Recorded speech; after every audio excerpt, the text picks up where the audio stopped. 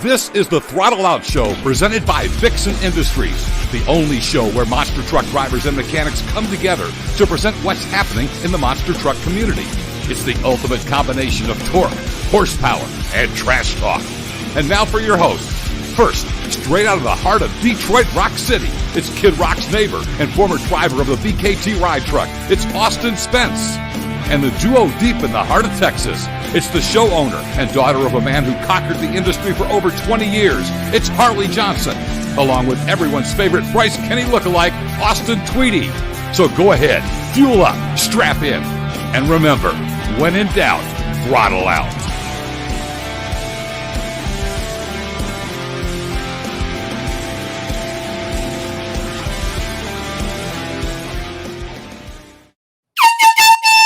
Happy Sunday. What's up, everybody? Good evening. My name is Austin Tweedy here at the Throttle Out Show. Austin Spence is going flipping insane right now. What's up, man? We're super excited for tonight. Oh, man, it's nice to have 2 nights in a row. It's just back to back, but I'm not going to lie. I really don't want to have another segment where we're talking about Todd LeDuc, so I kind of want to just skip that part of tonight. Oh, man. Did you not see Todd was the pitcher tonight? So obviously we're going to talk about him. No.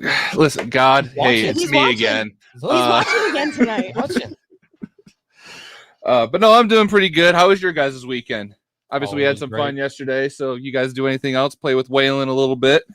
I mean, we were, but I mean, we were just so hungover from last night. You know, we drank a lot of beers during the stream, and we had a good time. But Watched a scary movie and then went to bed. y'all, we are gonna this is gonna be a good episode tonight, y'all. We got a lot to cover. We got members from Team 2 Extreme joining us tonight as well. However, before we get started tonight, we are going to take a moment of silence for the troops, for the 13 troops that we know of that we have lost in Afghanistan. If you'd please join us, we'll put up a graphic, and we're just going to take a quick moment of silence for those troops.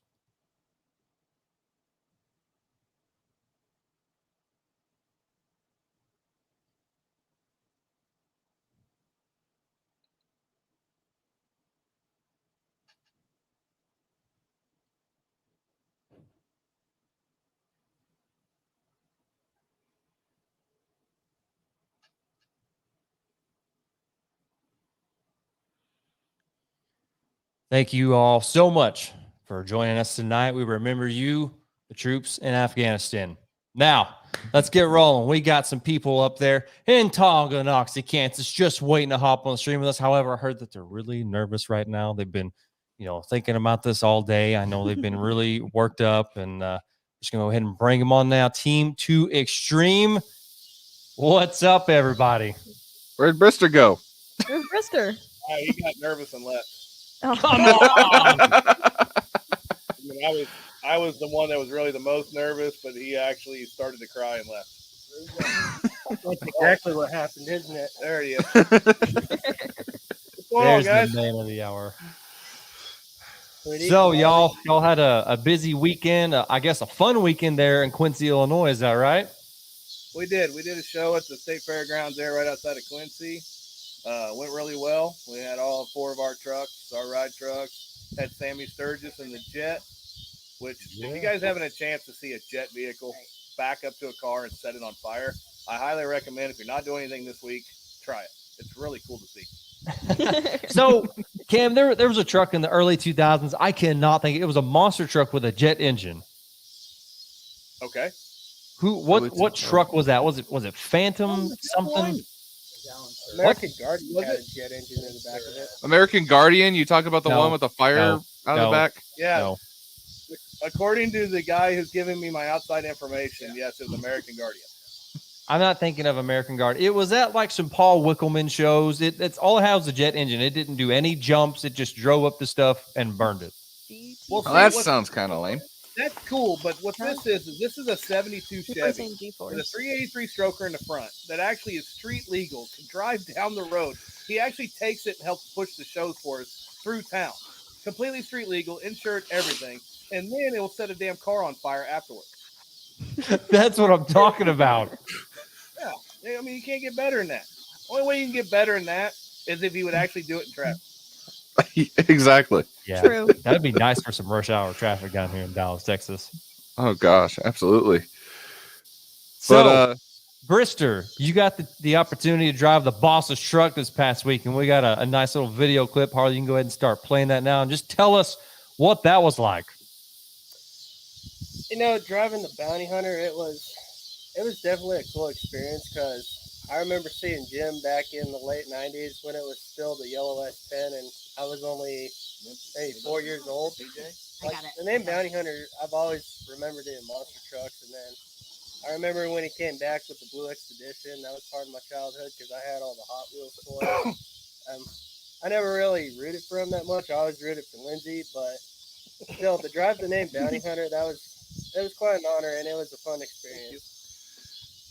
So, I gotta ask, man, driving the boss's truck, that it's a completely different setup than most trucks in the industry. Are you like laying down when you're inside that thing, or what's that like? Kinda. I mean, it's the same seat as every other monster truck. It's an ISP seat. It really doesn't lay down any different. It's just sunk below the mainframe, so you're just sitting a lot lower than you usually would be, and it's not that different. Like, the only thing to get over is when you have to climb in and out of it because it's a real small creep space and there's not a lot of room inside that truck. So I saw that you went for your first ever bicycle there. Explain kind of what you were thinking attempting that. Did the truck react the way that you thought it would in your head versus when you actually did it in person? So for the longest time, I've always been like last year when I started driving the Danny Torchton trucks, I was like, all right, I'm going out, I'm kind of learning all this stuff right now, but I want to try to learn, one of the big time moves right now. Like, I tried to stop you last year. It wasn't that great. And it's like too tall. He always told me doing bicycles is a lot of fun because you can find that tip point where you can balance it right on the edge. So, Hey, when you want to not talk about another team? Talk about ours. All right. Well, I'm getting to that part. Okay. So, having Piatone, I really wasn't trying to do much. I was just trying to make the show, because Austin Minton. He had Too many Austins. prior engagement, so I was just trying to help, get through the show, put on a show, do what I needed with Jekyll. And then I drove another truck in Woodward, Oklahoma this July. So that was a complete slew fest, and I didn't get to do anything special. So this time around, I kept telling myself, I want to try doing something different, especially something like the bicycle. I've always liked the bicycle over the moonwalk stuff, so I told Jim, it's like, are you ready to see me roll your truck over? Possibly? I'm not going to do that. It's like, I'm going to do it, Jim. And I just had to tell myself, because I've had Todd LeDuc tell me how to do them. I've had Jared Eichelberger tell me how to do them. How when you get into a bicycle, you have to keep committing into the bicycle. You can't turn out of it. So I lined up for it. I gave a little 1-2 wrap job on the throttle just to get the crowd ready, and then I said, here we go. I hit the jump and it started hiking up, but it wasn't too bad, and I could tell it wasn't too deep of a bicycle. But then I just started turning with the bicycle and gave a little bit of gas, and it did feel like it was kind of on a balance point. It's like, wow, that's a little bit easier than I thought. I felt like I could go a little harder, but then I just sat down. It's like, that's all I wanted to accomplish, and it felt good. It looked good, man. I mean, for your first one, I say you definitely got throttle out approved over here. Now, Cam, we got a question down here in the comments. Team Bounty Hunter, y'all are known for having some big horsepower motors, and we got a question wants to know Hall's versus 2 Extreme, Hall Brothers or 2 Extreme, who is making more horsepower? Well, you know what? The Hall brothers put out a lot of power. I mean, they run them big old Hemis. They're about 2,000. We're about 1,800. Mm-hmm. But the difference is what you do with that horsepower. Now, the Hall brothers do a great job, but they ain't out here backflipping. They ain't jumping trucks. I mean, I love the Hall brothers. Tim and Mark are great. Cheech and all them guys are fantastic. I mean, you can't take nothing away from what them guys do. Like I said, they're putting 2,000 horsepower, Hemi motors. I mean, they are laying it through the ground. And when they race, it is hard to beat them. You got to put everything you got to beat them. But like I said, with what we do with our horsepower, we put our trucks to the limit every single week. We make sure that our trucks will run as hard as possible. We hold nothing back. So, I mean, like I said, I'm not going to take anything away from what they got, but we use every bit of it every single show. And you can feel every bit of the horsepower in these trucks. I can't. I'm never in them. Now we got another question in the comments. When is Too Extreme returning to Monster Jam? Well, Ooh. we'll see what happens. I mean, we're just waiting on the phone call. When the time is right, we'll make the jump. But right now, we're focused on Too Extreme Monster Truck Series and Monster Chaos. We're going out every single week, putting on our shows, entertaining the fans, doing what we got to do. Now, a few weeks ago, y'all got to do a show in Marion, Illinois, and you got to hang out with my pops for a little bit. Why don't you talk a little bit about doing a monster truck show with Hot Rod Rodney Tweedy? That man loves Bigfoot. He loves talking about Bigfoot. I mean, it was a Too Extreme show, but I'm pretty sure Bigfoot was there in spirit. Your dad was awesome. He helped me actually announce the show, and he was a lot of fun. We had a good time. We actually had your brother Logan and Cameron there. Logan drove one of our ride trucks, so we had the whole Tweety representing us. One of these days, I'm going to actually hire one of them if one of them would actually ever commit. But instead, they just want to tell us, how interested they are to be back in monster trucks until another team calls. So someday there will be a Tweety working for Too Extreme Racing, but I'm pretty sure it's going to be a great nephew that comes from a grandkid, from a sister. You guys don't know about. I don't know what you're talking about, Cam. Don't know. Yeah, I know. I mean, look, Austin, I get it. You've been in the business for a long time. You get burnt out. You're tired. You don't want to do it until some guy in Florida calls. Damn. He's just calling all sorts of you out tonight, man. Jeez. Getting roasted on my own damn show. I love it. I love this. We need to keep this going. I get it. You're tired. It's all what it is. I mean, look, I'm just to the point now. I'm just going to hire Harley and be done with all of you. Can't go wrong there. Now, Spence, there's a question down there from Mike Rowley. I know you want to get to that question. Oh, no. Yeah, it says, I have a question. Has Brister always been this handsome? Since the day I was born and since I could shit mustard. And that actually happened yesterday on the way back from Quincy. Oh, my gosh. Team Too Extreme. This is why we brought them on. I mean, good people. So what's next for y'all as far as this weekend? Where y'all going to be headed to next? So we actually got 2 shows this weekend. We're actually splitting our teams, which we don't normally do, but we're doubling up this weekend. We got one show in Enid, Oklahoma. We're sending our B team with Austin Minton going to be driving Bounty, and Tyler Singer's going to be an Iron Outlaw. And then in Monette, Missouri, we got the A team, Jim and Dawn, going to be there. We're bringing in other trucks to help fill in the gap. We got my brothers too, Nitro Menace and Jailbird, going to be in Enid, and then Burnt House, who has Dysfunctional and Super Trooper, going to be in Monette. Mm-hmm. Splitting up a little bit, see how it does. Should be a really good weekend for both shows. See what happens. I mean, we're not afraid to go after it, see what we can get. So thought, what the hell, Labor Day weekend, got nothing else going on. Let's do 2 shows and see what happens. Hell yeah. That's awesome. Now, I got a question. Do you guys still have a partnership somewhat with the whole Five Finger Death Punch? I know you guys had kind of a long ordeal with those guys.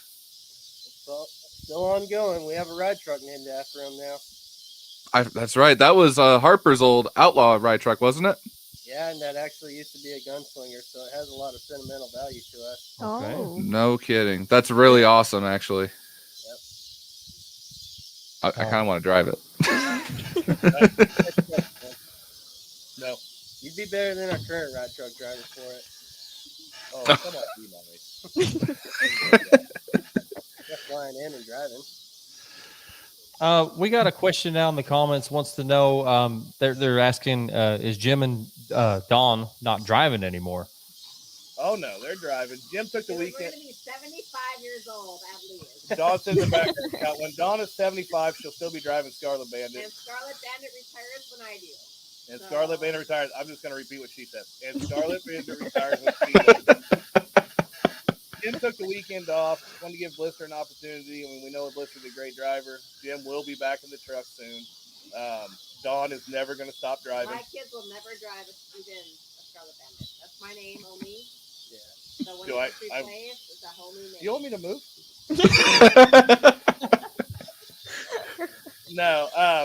No, Jim and Dawn, I mean, as long as Bounty Hunter and Scarlet Bandit are doing shows, most likely they'll be the one behind the wheel. 10-4.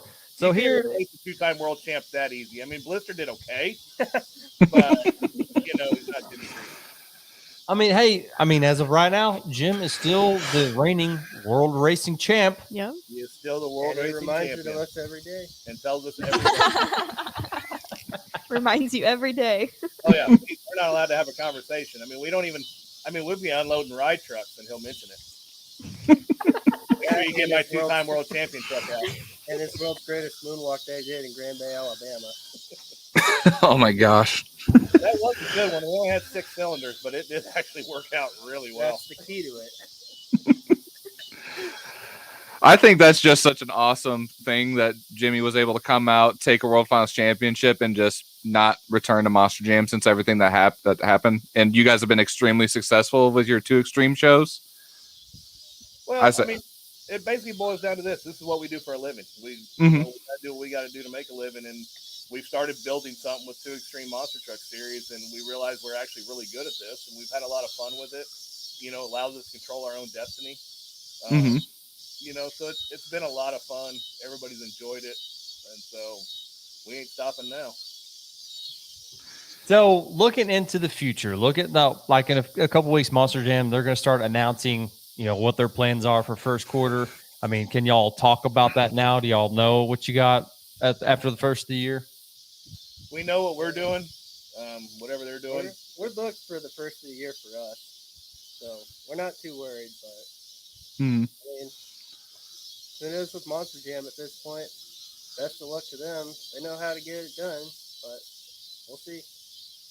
Yeah, we'll see. You got all kinds of fans tonight watching Brister. You got Grandma Linda's watching. You got Paige Johnson watching. Mike Rowley.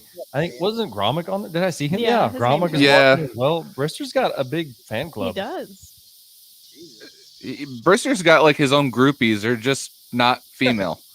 And there ain't one damn person on there wanting to see me, is there? Give it time. Give it I don't time. know why I'm here.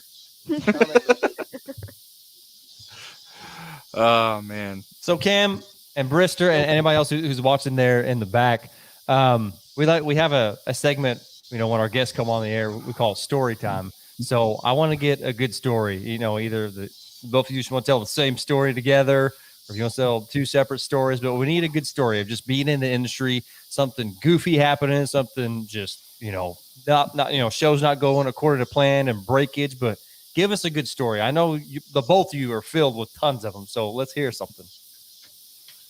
Go ahead, Brister. I'll let you go first. Oh boy. There's not a lot of funny stories from this year. I mean, there are, but probably not PG. No, probably one of the funniest stories that comes to my head, just because you're here, sweetie, is when we did South Africa 2 years ago. What was it? I think we were in Johannesburg, and you and Andrew Blessing, Big A, who cruised for Overboard now, you guys started quoting Tenacious D in the song, Oh, I can't gosh. say the name, but I know what song you're talking about. I tried back after working all day, hearing TJ Tripp get on the microphone of the bus and go, "That's fucking teamwork." Monster truck, probably. Hold on. I think I have this somewhere in here. That's fucking teamwork. Yep, there it is. That was I always wondered where that came from. That's it, baby. Good Lord. And I wish I got to go on some of those international shows. I got stuck in the shop most of the time. Oh, man. But no, Brister, one of my favorite memories is when we decided to put a coworker in a go-kart and jump over a fire pit. We were talking about that before the show. Yes. Yeah. Well, so we just had a really dumb idea at work, as most coworkers do, and we're just like, you know, Brister and Gromick, they have this like go-kart. Like, we should totally do something with it. And Brister's got a pretty decent house back in Florida. So Brister took his Kubota tractor and made himself a jump. And then we found a bunch of twigs and cardboard boxes and whatnot, and we lit it on fire. And then we had this kid, Matt, we called him Asian, at work, and we lit it on fire. And he jumped literally thing of cardboard boxes that were on fire. Then we went to do another one where we had like a tower of boxes. And apparently this all happened before I even showed up. But Brister said that he was literally ejected from the go-kart. Brister, you know more about what happened then. Back up to the first do the jump because I already practiced it. He didn't listen. He wound up from the other side of my yard. And I was a little inebriated at that point, so I couldn't tell him to stop. I just watched. And he overjumped the jump, missed the landing ramp. The front of the go-kart hit the ground. It spit him out like tobacco, and it just kept rolling. And it was the funniest thing I've probably seen in my house. Not professionals by all means. It was supposed to be professional.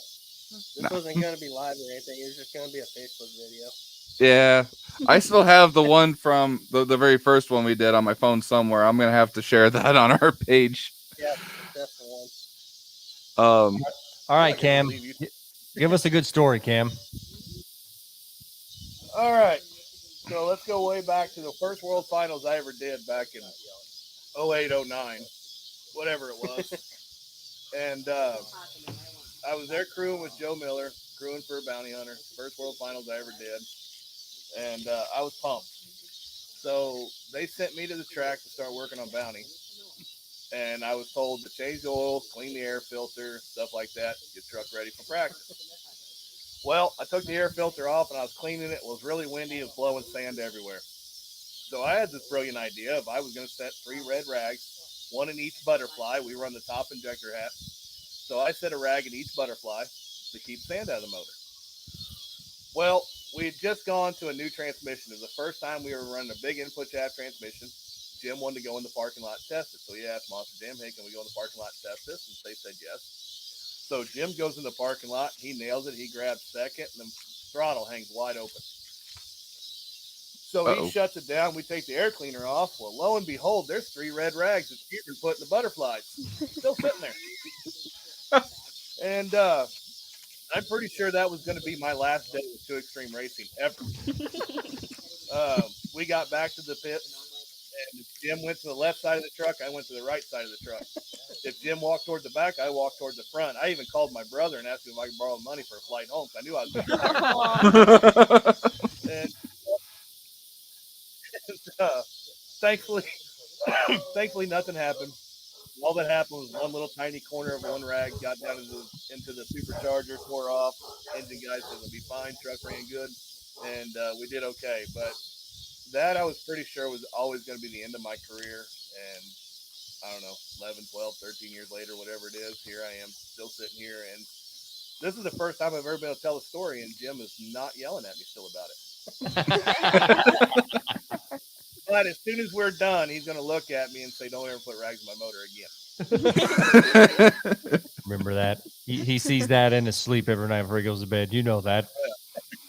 Oh, yeah. We can talk about everything else. But anybody jokes about rags in the motor, and he does not chuckle with Phil. Gets defensive real quick. That's probably my best one. I mean, I got 1,000 more, but that one tends to stick. Is it possible to see a future race Brister versus Master of Disaster, or maybe Barely Tame? It depends if Jim books Master of Disaster and Barely Tame for his show soon. I don't even know who those are. The ones that James Trantina just bought. Funny you should ask that question, Rowley. Right. Yeah, that's real interesting why I asked that question. Maybe Mr. Mike Riley knows something that we don't know quite yet on the Throttle Out Show. Maybe Mike Rowley should be on the Throttle Out Show next week. Hey. I really feel like I shouldn't be here anymore.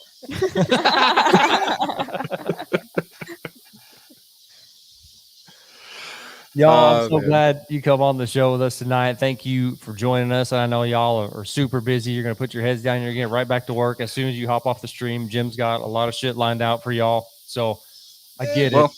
I got something for them before they get off. So we have a lot of like young kids that watch our show and want to learn more about the industry. If each of you had to give any kind of advice to anybody that wants to get into this industry, what would it be?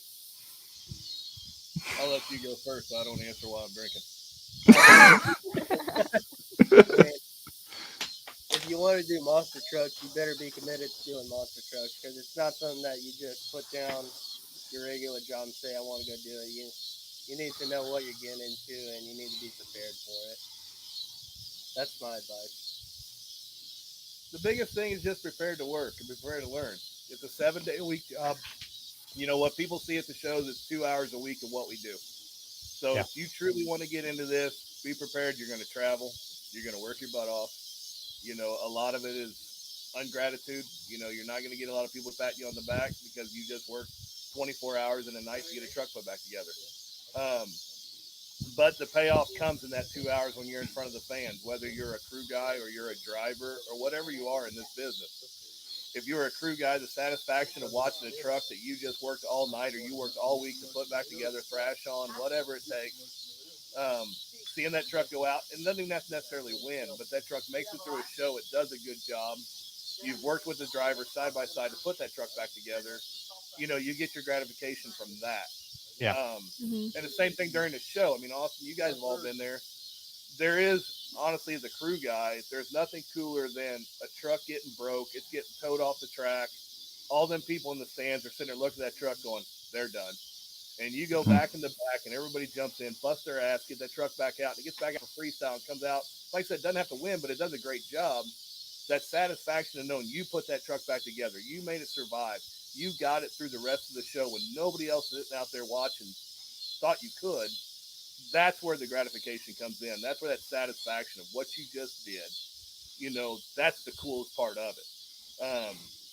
You know, and then if that truck wins on top of that, you know, which crewing for somebody like Jimmy and Dawn honestly comes into play.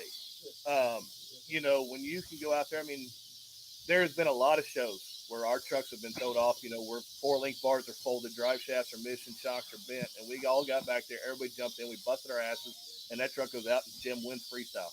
There is no better feeling, honestly, in the world than that. And so if you are willing to go that far, put everything you got into it, then the satisfaction will come on the backside of that. That's probably the best response to that question. I mean, it's like you said, it's working 7 days a week. Fans only get to see 2 hours of that work, but gosh damn it, is it rewarding when a truck goes down, the guys thrash on it, you get it back in time. I mean, yeah, good answer there. We did have another question. I think one more. Which year or what tour would you say was the most challenging? What was the most difficult to the point where you just could not wait till that show or that tour was over? Hell, I don't know. I mean, we've done so many of them. I mean, doing the stadium tours is a lot, especially when you get thrown in 2 stadiums in a weekend. You know, it's a lot. I mean, especially with the travel in between, because the difference between us is we don't get to fly from show to show. You know, Jimmy's driving the rig from place to place. I'm sitting staring next to him in his head. You know, we're driving overnight to try and get places. We're getting back to the shop. We may have blown a motor. We may have done this. We work all week for 3 days straight so we can drive overnight to get to the show. So I don't know if there's any one tour that's been harder than the others. It's all rough, but you know, like I said before, this is what we do for a living. So whatever it takes for us to make the shows, get our checks, do our job, make sure the fans are happy, the promoters happy, whatever it is, we'll do whatever it takes. We will not miss. And you know, when our trucks roll in, they're going to do their job. So I got one more question for Brister. Oh no. I got one more question for Brister. So, Brister, you went to the Monster Jam. You're able to cut your teeth there and you know, familiarize yourself with, you know, the monster truck industry and working on trucks. And then now you're in the independent world. Go ahead and rank us, judge for us. I mean, what would you rather prefer now, being in the independent world or working at Monster Jam, and why? You better say the right answer. You better say the right answer. He's with his boss, man. There was Jim sitting You know, right there. One of the most careful answers I could probably give is Monster Jam was a great stepping stone for me. It got me introduced to monster trucks, got me to learn the basics of how to take these things apart, put them back together, and the whole side of it to where, you know, all you had to do was, you know, just replace parts. You know, it was I look back, it was a pretty easy job to do, but then coming over to the independent side last year, just how much more relaxed these shows actually are compared to a big show. You know, it's a lot more fun because you just get to be yourself a lot more. You know, you don't have to, you know, prep yourself up to be this fake face in front of the camera. You know, like yesterday, I was Michael Brister, driver of Bounty Hunter. That was it. I wasn't, you know, Monster Jam athlete, Michael Brister driving Zombie or anything like that. So. Ain't nobody believed you were an athlete. Yeah. No, in the end, Spence, you got anything else for the guys before we hop off here? Yeah. I guess not so much for them, but just for you guys. Like, do you guys have like a Team Scream stories, either for about, you know, Dawn or for Jimmy? Because I got a couple actually that really stick out to me. Because I remember going to the very last Pontiac Silverdome show. Right here, I have no stories. It has been amazing. My career has been everything I've had, and I could not ask for anything else. And I would like to thank the fans for supporting us all the way through. He's talking like he's got a gun pointed to his head, don't you think? Well, no, I remember going to the very last Pontiac Silverdome show for Monster Jam, and at the very end of the show, as everybody's clearing out the stands, Scott Douglas kind of was talking to a couple drivers as of like any favorite memories they had of that show, and I remember, not in great detail because I was like 10 or 11 at the time, but I remember Jimmy kind of talking about like his first time ever running at the Pontiac Silverdome, a place with so much history to this industry. And it was just one of those things that really stuck out. It's like, you know, Jimmy was always one of those hard competitors. I mean, I remember seeing his truck go. It was actually him and his other truck with Lindsey Wink in the finals for that event. And just seeing and hearing how much passion he had for the industry. He was one of those guys that I kind of want to pursue to be like. But it was kind of rough seeing almost Gravedigger come down on one of his trucks at that same event. Then one of my and Blister on here, right? Not Jimmy, right? I mean, I'm just saying, throwing it out there. You got those brownie points, Ben. So, what do you want to know? What I didn't hear the question there. I just heard like, what do you have like a specific favorite story about either of the Cretans, whether it's at a show, on the road, anything in particular that just sticks out? Who are you asking? This boss. Well, I was asking you two because I know you guys recently went to a Too Extreme show. And you've been in this industry a lot longer than I have, Tweety. Well, so I was going to ask Cam, Jimmy's sitting right there next to you, right? Yep. Ask him if he remembers does he remember doing a show at Texas Motor Speedway dirt track? Do you remember doing a show at Texas Motor Speedway dirt track? It was about 110 degrees. He said it was 110 degrees. Ask him if he remembers my dad being there, just helping out with the Schaefer. You mean just ask him to come over here? I mean, he's literally right there. Over here. I will seriously get up and move for a second. Here, come here, Jim. Come here. Come here. All right, I'm going to get out of the way, then I'll be right back. Oh, man. There he is. There's boss. Right. There's the boss. God damn. There's the man. You sucked this seat. You're welcome. Okay. So, you remember doing a show at the Texas Motor Speedway at the dirt track, right? I did. I do. It was really, really hot. Yeah. But I don't remember your Austin. You're talking about yourself? Oh, your dad? Yeah, he was there. He wasn't racing. He was just there. Okay, I didn't remember Bigfoot being there. Yes. Yeah. Bigfoot was there. Y'all were there. Schaefer had the rest of his trucks to run. My dad had his ride truck there, which was wait a minute. I've done it twice. Okay. When Paul Schaefer was promoting, yes. I remember that. Yes. Yeah. So my dad had his ride truck there. Captain USA was the name of it. I don't know if you remember that ride truck or not.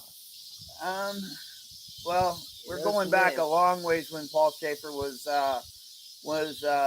promoting shows. But that was back when Amber was driving for Paul and that's a long time ago. I don't remember the ride truck. So that was when, my dad was still cutting his teeth in the industry, and we had the ride truck there. I remember this very clearly, but he had a very old school setup. He had a 97 Ford F-350 dually with a flatbed trailer, and all he had, was just the truck, the tires, and the jack. That's all he had. That's all we needed. And it was very difficult to get the tires up on that trailer. They had a jack for it, a lift, and it broke all the time. The ramps for the trailer were extremely steep, so it took like 3 guys to get a damn tire on the trailer. Oh my God. And I'll never forget, and you can remember, like you said, that was a while ago. I was a kid, and I'll never forget watching my dad, and I think maybe my grandpa struggling to push a tire up there, and you jumped up in there and helped them push that tire up on the trailer. So we're talking about memories, going to y'all shows. And I think just one more I have was just last year. Yeah, it was just last year when we were headed out to Was it last year? I thought it was this year. No, 2020 is what I'm thinking of. And we were going to. Are you talking about Monster Jam? Yeah, this is. Oh, I this thought is you meant Monster the Jam show. small show that we went to. No. Where were we? We were somewhere out in the desert, okay? And I passed you. I was driving the rig, and I passed you. Oh, Yeah. I And remember you that. were pulled over to the side of the road. Yeah, Yeah. and that's Back much to see longer. if you were- Yeah. And then you shot me a text just to make sure we were doing all right. I mean, everybody talks about, the high flying moments of Jimmy Cretin and world finals winning championships, but these are stories I remember of Jimmy is making sure, going the extra mile, make sure That everybody's was doing all going to right. California, wasn't Yeah. it? Yep. Because we stopped at that expensive gas station in the middle of nowhere. Yeah, that's right. Well, if you're going to go back on memories, I mean, there's so many. I mean, I remember back when I was early in the business, and I probably hadn't been in the business too long when Paul was doing shows. We used to help out everybody, because everybody used to help me. I mean, I back in the day, I was so awful with monster trucks that I thought it was just shithouse luck if you landed one on all 4 tires. I was upside down every time I hit the cars. Yeah. And, I always thought the promoters used to hire me because I was a truck count and they never had to pay me because I never made it through the show. And that's the truth. And back then I was just a sponge. I was always listening to Dennis. I was always listening to Huffaker. Anything I could do because nobody showed me anything. I had to go ask the right questions to get the right answers. But anytime we could help each other out, we did. Anybody that was struggling, we tried to help them. We don't. I would hope that somebody would help me if I needed help, and if you were on the side of the road and you needed help, we would be there for you. But I can't say we feel that way about everybody in the business. Yeah. There are certain people who you probably wouldn't walk across the street to help. It's just they just have a way of rubbing you wrong. But for the most part, the sport's rough enough.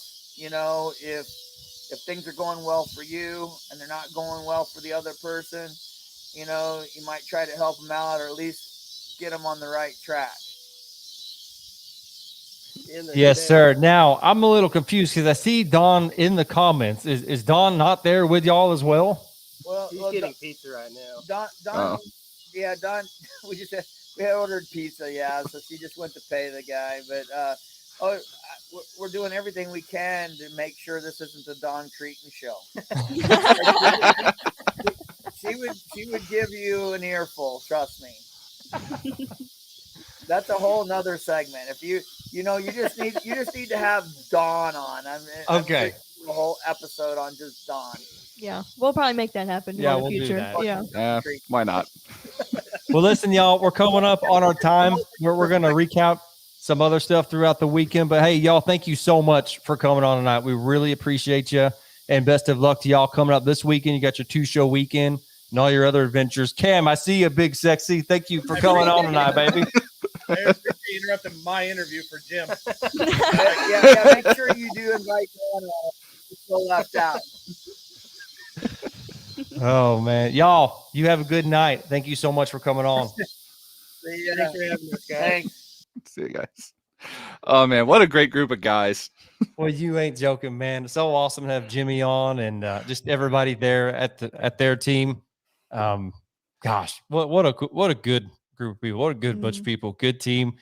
But you were talking about going to that show and didn't just a very, very small show. I mean, you would have felt like they could have done the entire Monster Truck show in the living room of our, 2-bedroom apartment. It was a very small venue, and they still just wowed their crowd. They were down to earth with the fans, waited the whole show just to make sure everybody left, happy, just great people. Now, I will say this. We got a lot of people watching tonight, such as Todd LeDuc and Tom Mintz. Yeah, I we think have them back watching Ryan tonight. Anderson was in the comments as well. He was. So glad that Oh, they man. came out tonight.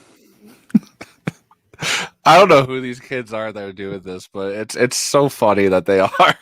So we got a lot to recap already. I don't even know where to freaking begin. What Should do we we start start with the show last night that we watched? Just Sure. do a quick recap of that. Let's recap the show that we live streamed yesterday. Todd and Tom and Ryan, they were there. See, there's Ryan. Ryan's back. There's Ryan. Ryan's back. Let's go ahead and talk, Harley. Go ahead and put that video clip up. Let's talk about the racing elements. We saw John Gordon and Monster Energy make it to the final round of racing. It started raining right before the final round. So these guys are basically out there on skates.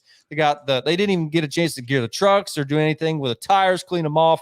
No, they just went for it. You see John Gordon's doing everything he can. He's got that big motor rolling. Monster Energy pulls it out at the last second. Todd LeDuc is your Monster Energy racing winner. And then Skills, Spence, tell us more about this wicked donut from Adam Anderson. I'm just getting dizzy watching it. But honestly, as everyone knows, or if you don't know, Gillette Stadium doesn't exactly have a roof. I'm sorry, I got a piece of chocolate in my mouth. Of course you would do this to me, man. So anyway, when you're in a stadium and it starts raining, you can't really do anything for Skills. I mean, we all saw that. We saw that nobody could really do anything in Skills, but it looks like, come to freestyle, I was able to dry up a little bit. So it's basically just a donut competition. And it looked like Ryan did exactly what he did, not Ryan, Adam did exactly what he kind of did back in Atlanta when that rainstorm kind of hit. So it was just a big donut mud flying type of event. And let's be honest, Gravedigger gets an extra 2 points just because it's Gravedigger. So Sure. Yeah. Skills doesn't really matter. Now, freestyle, on the other hand, freestyle is where everything kind of was like laid out. Unfortunately, I know it kind of hurt you a little bit as we were watching, Tweety, but Kraken was not able to come back. I kind of want to talk a little bit about that, like what all happened with Kraken and that whole situation.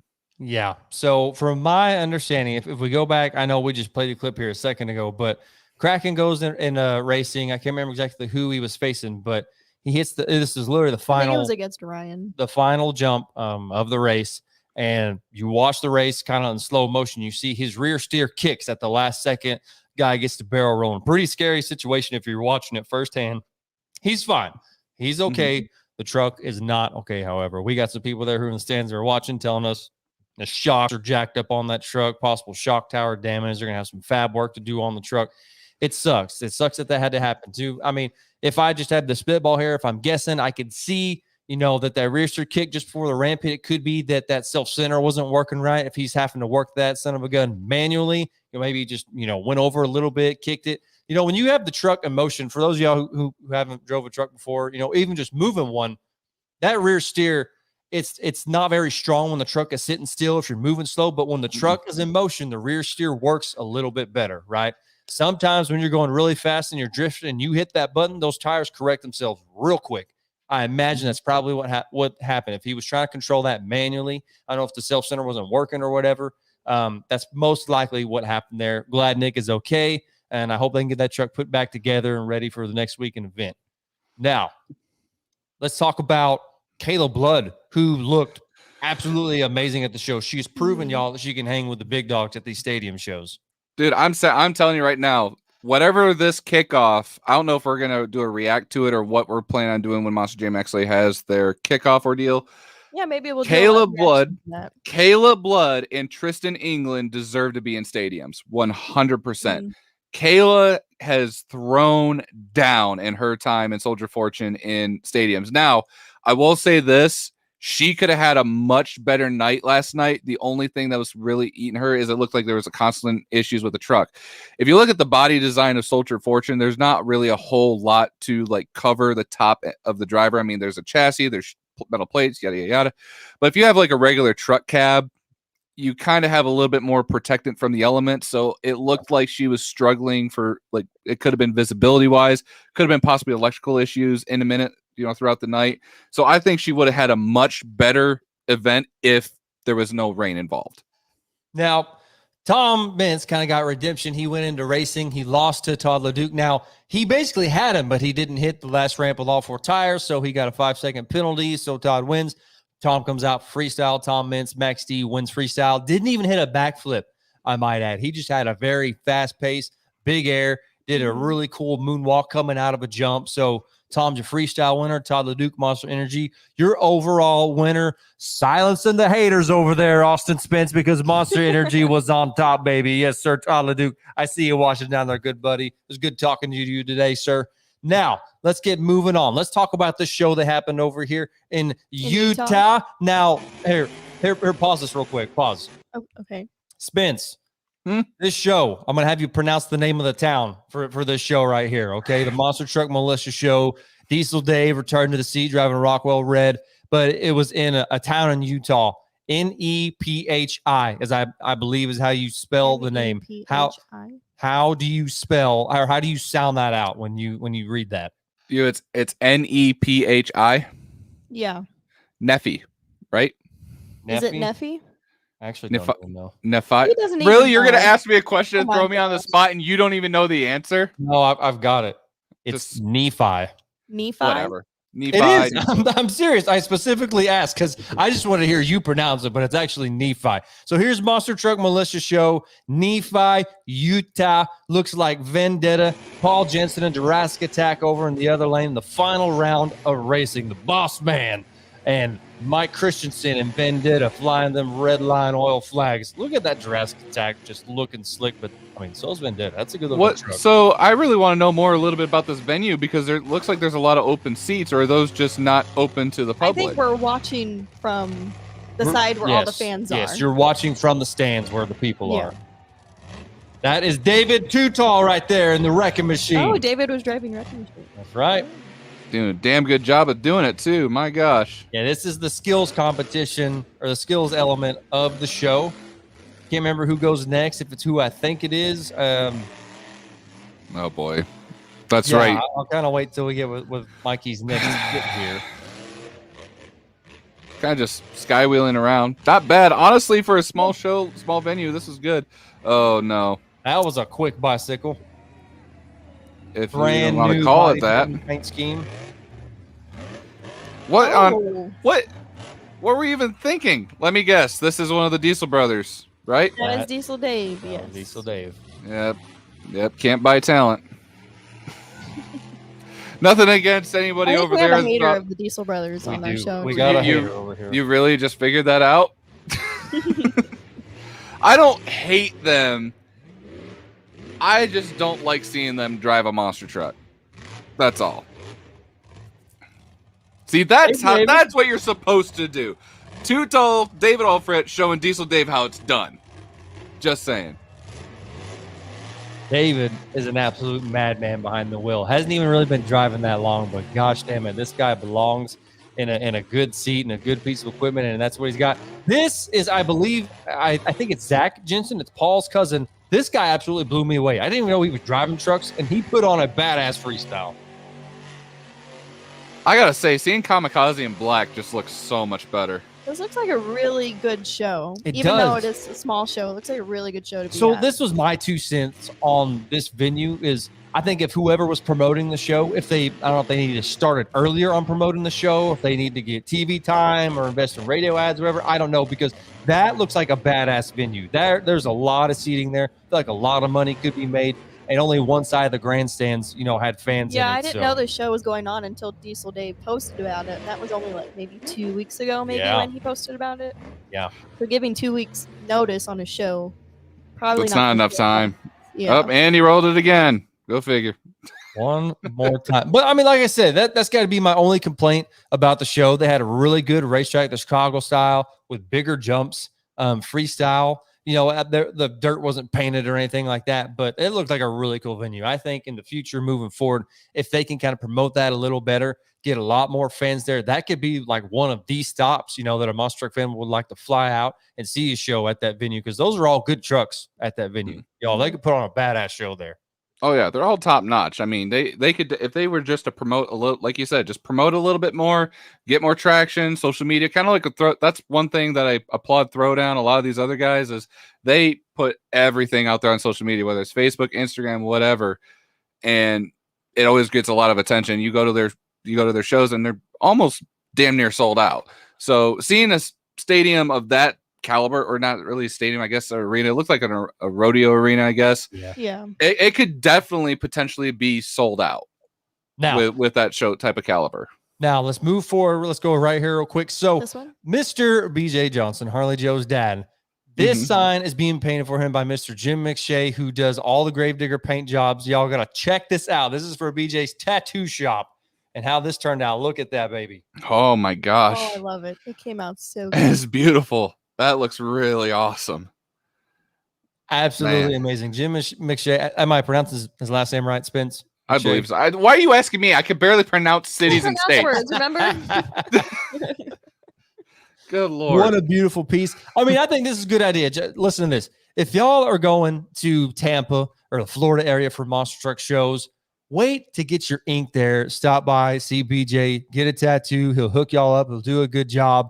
Go check his new tattoo studio out. I can't wait to go there here. What is it? The end of next month, we're going to go there. Yeah, end of September. Possibly get some ink done, maybe get some touch-ups done, something like that. So check that out, Riding Dirty Ink. Now, we had I don't know what story I want to get to right now. Let's talk about Mike Wine for a little bit. Let's do that. Let's talk about him being back in the seat this past weekend. Spence, go ahead. After 5 years, Mike Wine finally got back in the seat, driving at ATR Motorsports. Again, if you guys weren't part of the stream yesterday, I wasn't able to go to that show in Hudsonville because I had to go to a wedding. But luckily, I was able to be a part of the stream with you guys last night watching the Foxborough show. However, it looked like luck was not on good old Mike Wine's side this weekend. So I want to give a shout out to Wilder Images, Austin Wilder here in Michigan. He does all the local mud bogs and local like fairground monster truck shows. And he just sent us some footage of Mr. Mike Wine back behind the wheel. Looks like he's not afraid to put his foot down, but the truck was not having it. No, it sure wasn't, man. Driving the bootlegger for Gallagher Motorsports. And by the way, you said his name was Austin Wilder, sent this in to us? Yes, it's AUSTEN. So this guy used a badass camera to film all this. I don't know how it's coming out on y'all's. And when he sent this to me, I mean, this is like crystal clear, like 4K footage that he sent us. So I really appreciate him. And y'all just know, I mean, you send us good footage. We'll put it in the show. Make sure y'all get the recognition you deserve. So thank you so much, Austin Wilder. But here you go, buddy. Here's Mike Wine. Here's your guy. Yeah, man. It's just, Mike Wine, he's not afraid to, just full throttle anything and everything. But from what I heard, he lost the motor in round one or something was going on. Then after they figured out what was going on with the motor, he could only get into first gear. It just was not, it was just not a happy camper this whole time. So luckily I feel bad that I didn't get a chance to go. I love everything that Dave Reif is doing with his shows. I'm kind of sad if this is the last show that he does this summer, but I know they're going to come out bigger and badder than ever next year. But look at this. I haven't seen something like this since Dan Evans. That's some old school stuff right there, Mr. Mike Wine. Getting crazy for Gallagher Motorsports. Man, I just got to say, these drivers in the comments are going to town. But hey, here we go. Here's a round of racing for you, Spence. Yep, and you could hear it too, just first gear the whole time.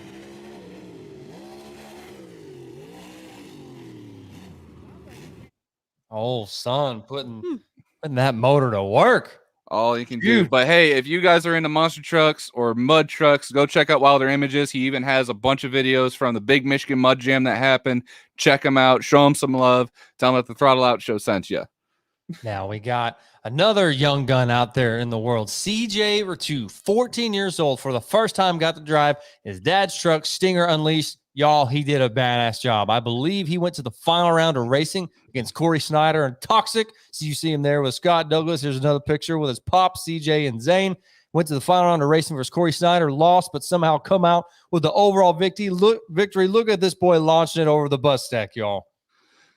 I mean, the kid at 14, is it 14 or 15? I'm sorry. I kind of, 14 years old. He's going 15 here pretty soon. I think he's got a birthday coming up. Kid is not afraid. I saw Zane's post he made on Facebook. Like, apparently he had like tears coming down his eyes. I mean, dude, seeing what your kid is able to do in a monster truck, it looks like he doesn't really have that much vision there. The hood flopping everywhere, but still, like, the kid is laying it down. Zane, everything. There he is, right there. Yeah, I was gonna say everything. Like, Zane, you did everything right, man. You should be absolutely proud of your son. I can't wait to see what he's able to do in the future. Nice. Now, I don't think we actually got a chance to fully cover this on our show, but Zane has actually sold a couple of his trucks from his fleet to James Trantino. That's right. Yep, that happened. James Trentino sold Master of Faster and Barely Tame. If I'm not, check this out. Look at that. Yeah, getting the water dunk with the Gatorade dunk. Yeah, that's what I'm talking about. CJ, man, congratulations for your first ever overall, big guy. I know you got a lot more overalls to get, a lot more freestyle victories to get, racing wins as well. So best of luck to you and y'all's team out there with the Renegade Tour. But yeah, we're talking how Barely Tame and Master of Disaster is going up to James Trantina now. So I mean, for those of you that don't really know much about the history of the names, those are all Minnesota or origin trucks. So having USA 1 that's originally from Minnesota, along with Barely Tame and Master Disaster, all kind of part of that fleet, part of that team all together. It's kind of really cool having like a really stacked Minnesota team. Now, that doesn't mean Zane is kind of like, quitting monster trucks. I don't think that we go without saying. Zane has had a lot on his plate this year. I mean, for one guy running a 4-truck operation, running one of the biggest and baddest independent tours in the country, also driving, and whatever other possible businesses he has on the side, the dude has been taking on a lot and deserves nothing but respect for what he's been doing. So seeing that he's downsizing a little bit and probably focusing more on the product that he's putting out with Renegade, I can't wait to see what the future holds for them there over in the Ratu camp. So I can't wait to see it. Best of luck to James with those trucks and those names with their team, and can't wait to see what comes in the near future for Renegade. Yes, sir. And if y'all looking over in the comment section now, I'm down there commenting, what's up, me? Yeah, I can text and stream. How about that? This is awesome. Y'all who are doing this, keep it up. I ain't opposed to this. This is good stuff right here. So the Buck, Pennsylvania, that's a motorsports venue in Pennsylvania. They've been known for having monster truck shows there for a long time. Matter of fact, we've already covered a show once there this year. They had another one there last night. You had Votters Motorsports. They were there, as well as Bigfoot. Bigfoot was there as well. I didn't get any footage, but it's so nice to see monster trucks come back to the Buck, a historical venue for monster trucks, and obviously everybody ate it up. Now, Spence, I feel like you were going to say something real quick. Well, it's just amazing that we have two really young drivers in this industry, and it goes without saying that they are extremely talented for as young as they are. So if you were to line up CJ Ratu and Skull Crusher, who's your pick? What do you think, Harley? Skull Crusher or Stinger Unleashed? CJ Ratu versus Shane Plato. In full size? Yeah, full size. Full-size trucks. I feel like... Actually, we could make this industry... I haven't seen enough of them, like enough footage of them driving. Right. To be fair, that's fair. We could make this almost like a relay race. Start them off with minis and then also monsters all in one event.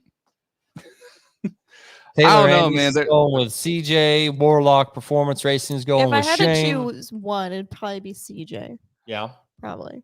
I think he's learned a lot from watching his dad drive. So that's a good point. I think CJ would. CJ's probably been helping out with the shows and actually helping put them on and what's going on behind the scenes as well. So I could see that. I'm not going to downplay Shane just because he's been driving since he was literally 5 years old with the mini monster trucks. I don't know when CJ started driving the minis. And obviously they're looking good right now. So I know I'm not going to make a pick right now. I've not seen enough of either one of them to make a pick. All I know is they're both dominating right now, going up against bigger name drivers. Shane was out there racing, Donald and Becky, Bill Payne's camp. Then you got CJ over here taking on Corey Snyder and Toxic, whoever else was at that show. So I don't know, but I love where this is going, though. These two need to face each other. I know they're both on literally opposite ends of the world, being on opposite coasts, here in the country. So maybe at some point we see these two line up against each other. Maybe they didn't meet at middle in Kansas at a Two Extreme show. Oh, okay. Get the best of both worlds, get them in the heartland. Now let's move on to the last video clip that we have. We got a lot more to cover. Somebody commented in the comment section already wanting to know what's going on with Monster Jam's kickoff show. We're going to get that minute. Don't you worry. We got another video to play. Harley, why don't you tell us what's going on with this? You know a little bit more about this video. Yeah, it's a little something on Monster Jam, like monster truck related. Spencer, probably not going to like this person that I'm going to put up, but I want to know your guys' opinion on Whistle and Diesel unveiling the Monster Max 2. It's been an 8th month plus project they've been working on. So he's got a horn from Horn Blasters there. And just comparing like the smaller truck with the big truck, I mean, it's such a huge difference. What do you guys think about this build? I mean, what's he going for here? Is he trying to be like the world's tallest truck He's or trying something? to be Like the pickup truck? world's tallest truck. It's So- not officially the world's tallest truck, but that was his goal. So he's trying to be taller than Bigfoot 5 then. Look at this. Look, this is a comparison of all his rides. Holy Toledo. He just picked up that first truck that you saw. That was actually Cleus McFarland's old mud truck. Mhm. But I think it looks really stupid, honestly. Now, We know you hate him, Spence. okay. Is that Like your true I know, unbiased- like look unbiased this opinion? view right here, that right there, that view right there just made it look so dumb. I don't know what it is, but it just looked really, What would really, you do really. to it to make it look better? Put it in the bottom of the ocean. So if you're But- trying to build something, you know, the world's tallest truck. Well, I don't think it's taller than Bigfoot 5 though, because Bigfoot 5 has 10-foot tall tires, and if whatever his name is, Whistling Diesel, is like a normal sized human, those are like about 7 foot tall, maybe. Yeah. So I still think it still goes to Bigfoot for being the world's tallest truck. But in all honesty, I don't think you can really do anything with this. I think it's so heavy that if you go into a mud pit, it's gonna sink. I mean, I remember seeing a update video of how many lug nuts there are in order to put one of those wheels on. That's just a day job in itself. I mean, I guess if you're just going to take it to car shows and stuff as a shock factor, or whatever classic truck you're going to run over and tear in half with it, I guess whatever. But Maybe he's trying to be the world's tallest diesel. All Maybe. I know mean- is Spence has got more haters, more hate for guys than he does up. John Gordon wants to know, who do you like, Spence? John Gordon's watching tonight, and he wants to know, I mean, do you even like John Gordon? Yeah, because we look kind of similar. We both got red beards, blonde hair.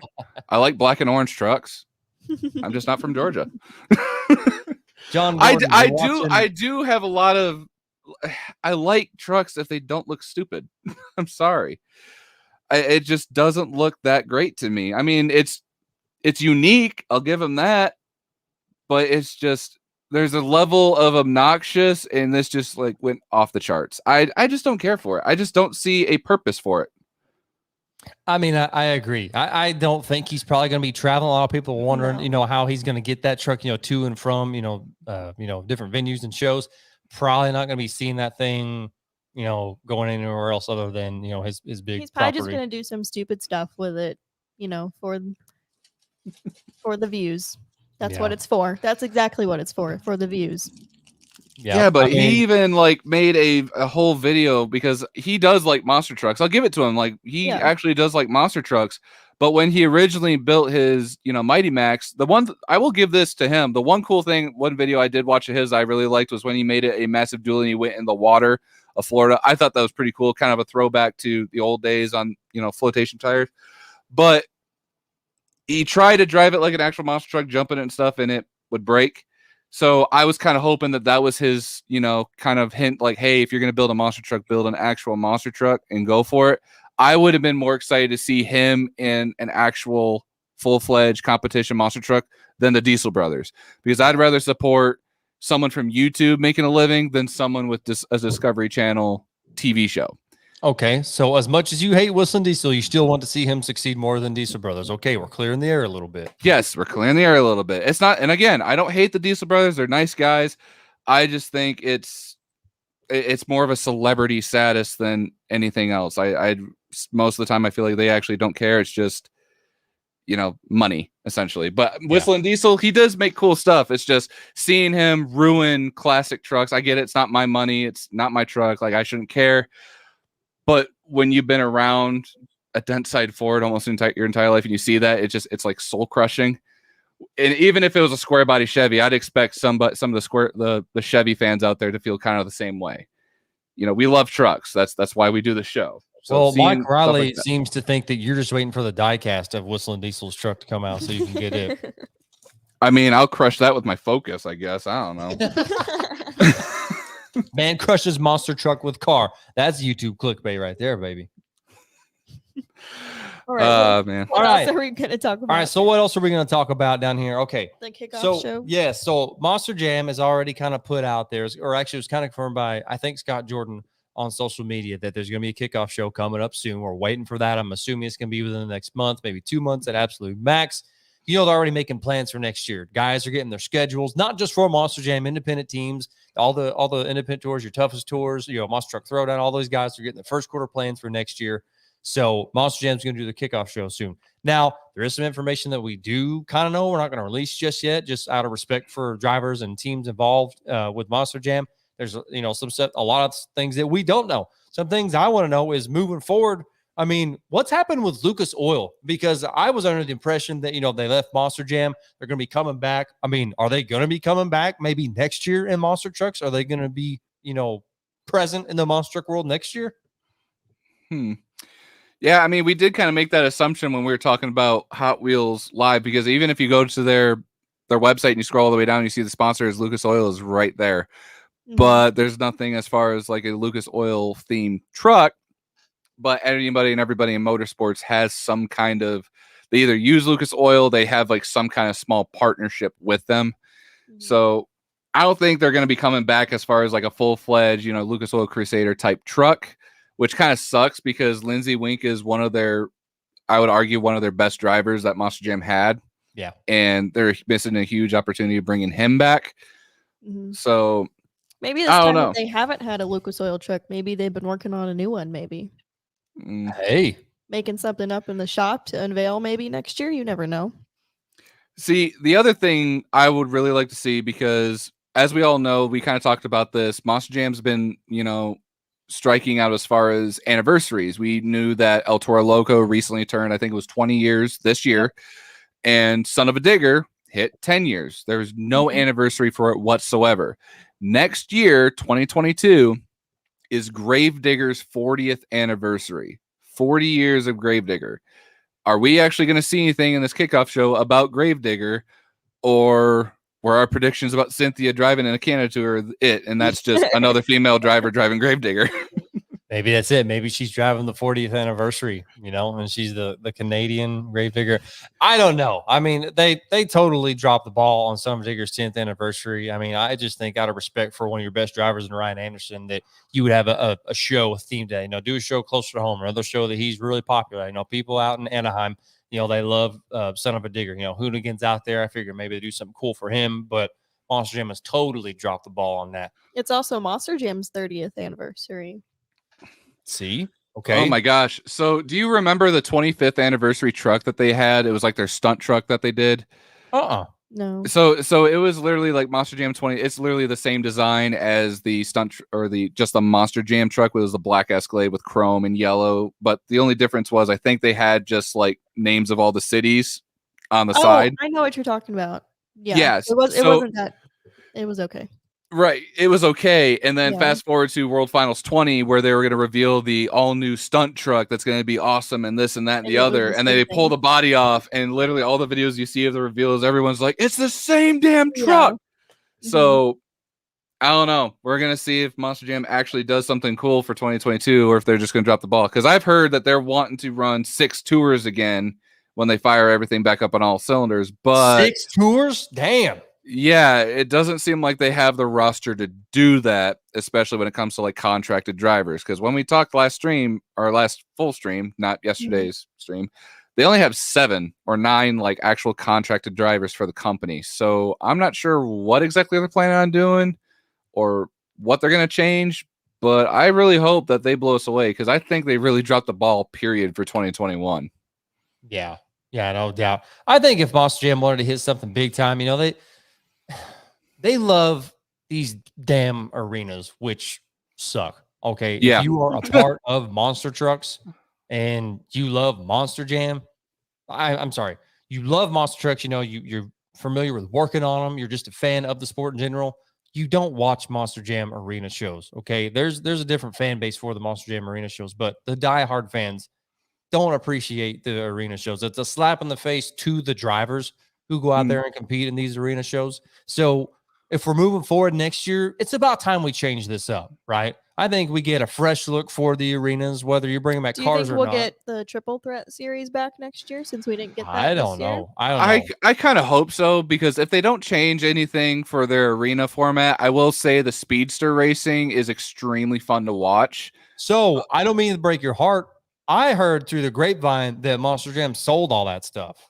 Really, ATVs and speedsters are just gone. I was told that they sold all that stuff. Oh man, that kind of So sucks. triple Well, threat's not coming back. so bring back the local guys then. Bring back Quad Wars. That was something that was always fun to watch. Like being from Michigan, you'd always have blue team, red team. One was Michigan, one was Ohio. And even though it was kind of staged, it was still a fun aspect to add to the show. And not to mention for the crew guys, it's like, okay, I got some time to fuel my truck. Oh, this is broke or this is loose. I could fix this real quick while this element's going on, rather than tiring out your athlete, putting them in 2 other vehicles for the show. So Monster Jam, they get away with doing these arena shows in small towns. What if they one up that? So Taylor Andes is watching tonight. He does some graphics for us here at the Throttle Out Show. Quality work. Go check him out at jam_customs_official, I think, on Instagram. Check his stuff out. He had a comment up here that was not that one right there. Which, I mean, that's fine too. He's got another comment. Keep scrolling. He was talking about how Major League Baseball, they did a Field of Dreams game this year somewhere in Indiana or Ohio or something like that. But it's basically they did a Major League Baseball game in basically a cornfield. Okay. What if instead of doing these stupid arena shows that Monster Jam does, they do something like that? Okay. Now, I'm not necessarily saying like a cornfield show, which would also be cool. He's saying, what if they went to MJU and put on a show there? That would be great. MJU's kind of run down right now. It's looking rough. And he sent some a mowing service out there to go and clean that baby up. But what if Monster Jam did that? What if they took big stadium caliber events and they condensed it and they brought it to a very small town, very small venue in the heartland, not, like the Speedway shows, but small venue? That would be awesome. You know what? I can kind of see that, because there is actually a lot of potential. If nobody's ever been through Paxton, Illinois, there's literally nothing there. So bringing something like that through a small town would actually help out like the local economy. So I think that'd be a really good idea. Here's the problem. First quarter's in the winter. True. That would have to wait till summer, right? Yeah. Exactly. So I love the idea, because places like, Taylor, he's from Arizona, so it's a giant sandbox. There's definitely potential there, but places like up here in the Midwest where our winters are very cold and a ton of snow, probably not going to happen. Yeah. But I just wish they would change their format in one way, shape, or form. I'm not saying don't waste your money or don't go to an arena show. It's just it's the same thing. Different. Yeah, it's literally, it's like having the same food every single day. Like you get tired of it. It's like you want to mix it up, and then all the sauces taste the same. It's just gross. You gotta do something. You gotta give us something different. I mean, I think, when did Monster Jam first bring this whole pod system to the light? Does anybody know? I want to say it was back in 2015. I want to say 2015 is when they started introducing the whole pod setup. That's what I was arena thinking. shows. Somewhere in there, 14, 15, 16, somewhere in there. So, but not just that, y'all. I think the stadium events need to change as well. These boring ass Chicago style tracks, or even the St. Louis racing, it's fine, okay, for the most part. But the tracks have been the exact same since 15 or 16. Okay. Change that up a little bit. Do something different. Put in different obstacles. I mean, you look at the way these monster tracks used to be, these big dirt ramps and these giant car stacks. So if you don't want to have cars involved in the show because you think the way the shows are involved in, the trucks are driving a little more insane, a little more hardcore right now, okay, that's fine. But change something up with all of your shows. Something has to change, because too much of the same thing, like you said, it just becomes bland. It becomes boring. We got to change Monster Jam up a little bit, y'all. I hope they do that with their kickoff show. Somebody else we haven't seen a whole lot of in the driver's seat, but somebody that Monster Jam has kept around, interestingly enough, is Colt Stevens. What if Colt Stevens gets a ride this first quarter? That's true. I would like to see it, because Colt, we've always seen Colt drive, and he's extremely talented when he has that actual full seat. I mean, he's driven, I might be missing a few, but he's driven FS1 Cletus, he's driven Doomsday, and I believe, and then he's filled in a few times in Brodozer. I don't know if that's all the trucks he's driven for the company, but those are the ones that come to mind. But I would like to see him come back. I think he'd be a great fit. I think I'd rather see him in a truck rather than doing commentary. Nothing against him and Scott Jordan doing commentary together, but I feel like he's got a lot more left to prove out on the track. I think you're absolutely right. Colt Stevens is not only a great driver, but a great person. I feel like him and the whole Brodozer situation was kind of jacked. You know, he just goes out and signs autograph for Brodozer and drives like, every 3 shows. I mean, for somebody who was working his way up the ranks in Monster Jam as Colt Stevens, I feel like that was kind of a slap in the face to him. So I would like to see Colt get back into the seat full time. I don't know what he would potentially drive. Maybe he's a candidate to drive the Lucas Oil truck if they decide to bring one back. That. He'd be a good representative for them. How about that? Guy talks well, is well spoken. He'd be a good representative for Lucas Oil. I think so.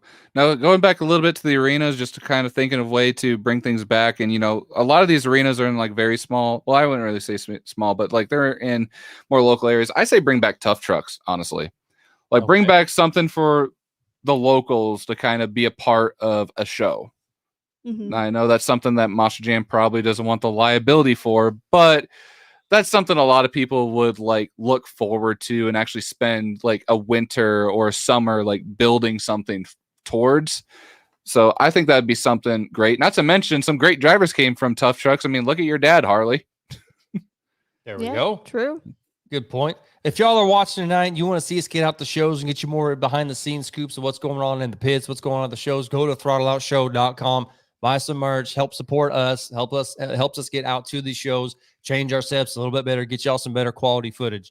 Coming back to things though, Monster Jam, they definitely need to change up some stuff though. It's kind of getting boring. It's kind of getting repetitive. I think they might do that this year. I know they like to stick with this routine because it has been working out for them. Fans are still buying tickets. But if you do watch these venues who are allowing full capacity, they're still not selling out these stadiums. And if you see shows from, I don't know, anywhere from the early 2000s all the way up to like 2016, maybe 17. Those seats used to be full. I think one stadium that's kind of an embarrassment to have a 3-show or 2-show weekend in stadiums is Miami. Do you remember going to Miami and Miami was pretty bad. Seeing all the open seats there, empty seats in Miami. Each year that crowd, it just gets less people show up, less and less people come. Well, to also Miami. You give people the option of like to pick between 2 or 3 days. You're not going to have full stadiums because of the flexibility between the 2 or 3 days. I mean, shows. it's never made sense to me. Like, why would you do that if you're nowhere close to selling out that stadium? And it's been repetitive in the last 3 years at least. Miami not having anywhere close to selling that thing out, not even 3/4 capacity. I mean, it's been low in Miami. So we've had a question over here from actually Wilder Images. What's up, Austin? He said, thoughts on mega trucks at shows like ATR. Now, I think way back when Monster Jam actually did that for a short while with mega trucks and some of the stadium shows. I like the idea. No. Go ahead. I said, I really like the idea because mega trucks are like a fraction I can't really say a fraction of the cost, but either half the price of an actual full-fledged monster truck. And I think that'd be awesome to give somebody who, does mega trucks as like a hobby in the outdoor scene and coming into a stadium or even arena. I think that'd be awesome. I'd love to see it. However, a lot of these mega trucks or just mega trucks in general is kind of like the final frontier. Everybody has something completely different and wild or how their trucks are set up. So if we're talking about a full-fledged competition in mega trucks, I could see a lot of advantages and disadvantages depending on who you're talking about coming in, because in mega trucks, you don't have to have rear steer. You don't have to have certain, some of these trucks are lower center of gravity than you see with like the Ramers trucks. So I can see a lot of advantages and disadvantages, but I could also see in it bringing a lot of attention to the mega truck scene. So I don't know. I think it'd be a good idea. One thing that I see Monster Jam sees an issue with bringing mega trucks in, especially coming from the outside world, the fact that they've never done this before, is they are bringing people in who basically don't have like a set of rules for their trucks because they carry a lot of horsepower, more so than the monster trucks even. And not having a rule book, that could open the door that could open a big can of worms, with stuff going wrong with the trucks, whether it's safety or just trucks, just blowing up or whatever. Monster Jam has become very show oriented. They love that word show flow. We got to keep the show flow going. We got to keep it crisp. You know, their recovery crew, you know, was among the best of monster truck shows in general. They want to keep things flowing, no delays. It drives everybody crazy. Fans at Monster Jam shows hate it when there's a long recovery. There's something going on, trucks trying to get out of the tunnel. So I could see that being an issue, is why Monster Jam wouldn't want to do that. What's your thoughts on that? Yeah, honestly, that's it. Sounds like Monster Jam, right? Well, yeah, it's just Monster Jam has. I feel like Monster Jam almost has like an identity crisis thing going on, because we talk about it's a show, it's a performance, but yet they call intermission halftime, and they're doing like all these interviews, and you have like press conferences like it's a sporting event, but yet you can definitely tell it's unfair in the way that they judge and, you know, how things are supposed to be in competition. I don't know. I think they definitely need to tone back a little bit, because it's just sucking the fun out of it, to be completely honest with you. I think Monster Jam has been chiming in on shows like ours and other podcasts and realizing like, hey, there is some things that we need to do for the fans. I think it's about time they start listening. You know, we said they dropped the ball on Son of a Digger's 10th anniversary. You know, they've been hitting hard whenever Gravedigger had its, you know, 30th anniversary or 20th anniversary. Maxie had its 10-year anniversary. They made sure they went all out for that, but didn't do anything for Son of a Digger, which is arguably one of their best trucks out on the circuit. So I think to a certain extent, they are listening. So we'll see. The kickoff show happens here in a few weeks. What else is going on in the comment section there, Harley Joe, before we close out here? I want to see what's going on. Mike Raleigh. Oh, thinks that they won't change. We got Jimmy C. They're being ran by the circus. What do you expect? Monster Jam should bring back rockets. They were trying to sell those at one point. I don't know if they're for like 60 grand a piece, though. They're not worth that. That's what I was told. So I don't know. Wouldn't mind seeing Monster Jam doing more live broadcasts on TV. Wouldn't be longer than NASCAR events. Now, I will say this. When Monster Jam does their live shows, now Monster Jam shows on TV back in like the late 90s, early 2000s, they were legit. You had guys down in the pits doing behind the scenes stuff with the drivers. You had like the commentators, as they're talking, it's like they're right there at the show, and you hear the trucks. It's like you feel that. Okay, it's like, you know, they're at the show. They're like up in the booth, like Joe Buck and Troy Aikman are calling football games. However, now they don't do that anymore, and they make it very obvious. They're guys that host the shows. He does the best he can. He's a great guy, very well spoken. Most of the time, it's Scott Jordan and Bryce Kinney and Colt Stevens now. But it's like when they're doing this, it's like, you know, it's not live. You can't even pre-recorded trucks. Yeah, you can't even hear the trucks hardly. It's like they're almost background noise. You know what I mean? What I hate most about those shows is like the elevator music that they play during those. Why do we do that? It does not get you hyped up to watch monster trucks at all. You know what I would like to see? One of the things that I love that NASCAR does now, one of my favorite, like basically someone who doesn't have a filter in NASCAR, is Kyle Busch, and they have this like radio segments where you listen into what the crew chief and the drivers are talking about. I would like to actually see that or hear that live. I mean, we all know that technicians and drivers sometimes have a potty mouth, but still, it would just be more entertainment for the fans to actually know what's going on in the driver's head. I feel like a lot of that you sometimes see that they put out is also pre-recorded. They just kind of script that. I mean, it could be. I don't know. I don't know if they pull drivers and crew aside while they're working, you know, later on in the week to go back and edit stuff. I mean, that kind of makes me think they don't do it for that reason. But my point is, it's like when you're watching a show now on TV, you know it's pre-recorded. You But also, feel Taylor that. Andes has a point. A lot of the time, they don't show the shows until like 1, 2, or 3 in the morning when like no one is watching NBC Sports. Yeah, and they want to know why nobody wants them, you know, like back on Fox Sports or even on local. Why? How awesome would it be to just, you know, get out the old antenna and see monster trucks just on Fox, you know, or on CBS Stadium Series, the Super Truck Series. They did that, I think, in the 2012, 13 era when they were doing the Stadium Super Truck thing, and they had Bigfoot on. They were doing that with CBS. Like, that was big. Okay, it didn't last very long, but I mean, we got to get back to more of that wrestling, professional wrestling. WWE SmackDown is now on Fox. Okay, anybody can watch wrestling now. You don't have to have a cable subscription anymore. You got to find more ways for your fans to get interactive. I mean, what we did yesterday with the live stream was pretty awesome. You hear us, you know, we all have monster truck experience. We're seeing the show from our point of view, what could be going on, what could potentially be happening behind the scenes. A lot of people, y'all have been chiming in. You love it when we do the live streams, and we had a lot of fun with it. We're going to keep doing that. That's true. Jimmy made a question. Whatever happened to MJ live streaming? Just another idea I'm assuming they came up with, and they just, again, didn't go through with it, because I believe they had something called like Monster Jam TV or something was another thing that they had an idea for, that was like all like past shows, like dating back to like TNT or something like that. And just legality issues with other teams, they just couldn't go along with it. So now they have the YouTube subscription where you pay $5 or something like that a month to go all the way back to, I think, like 2000 for those seasons on up. But I think they ran out of stuff to post. So they talk about how there's potentially going to be a World Finals in 2022 that hasn't been confirmed by Monster Jam, just like the city of Orlando has kind of come out and said that. But when they were in Vegas, I mean, at least in the early years anyways, they did like a pay-per-view thing for that, okay? And then the deal they made with FS1, with NBC Sports, they're not allowed to live stream that. That kind of sucks, okay? You already know, as a fan, if you want to know what's going on with the World Finals, you already know what has happened before it comes on TV. So what's the point of even watching at that point? That's just strictly getting people who are going through the channel and like, oh, Monster Trucks, I guess I'll put that on. You know what I mean? So you want people to chime in, who can't be at the show, and put on a pay-per-view, okay? Even if you don't fill those seats, you're having somebody watching that show, okay? They'll be back at home. They come from their own home. A lot of people don't want to go out nowadays, to the pandemic reasons and all that. That is a golden idea for Monster Jam to have a pay-per-view event for the World Finals. I'd absolutely agree. Now, here's the thing about if it does go to Orlando, I pray to God for the technician's sake, it's not in May again. Because I think it is in May. Isn't that what the article said?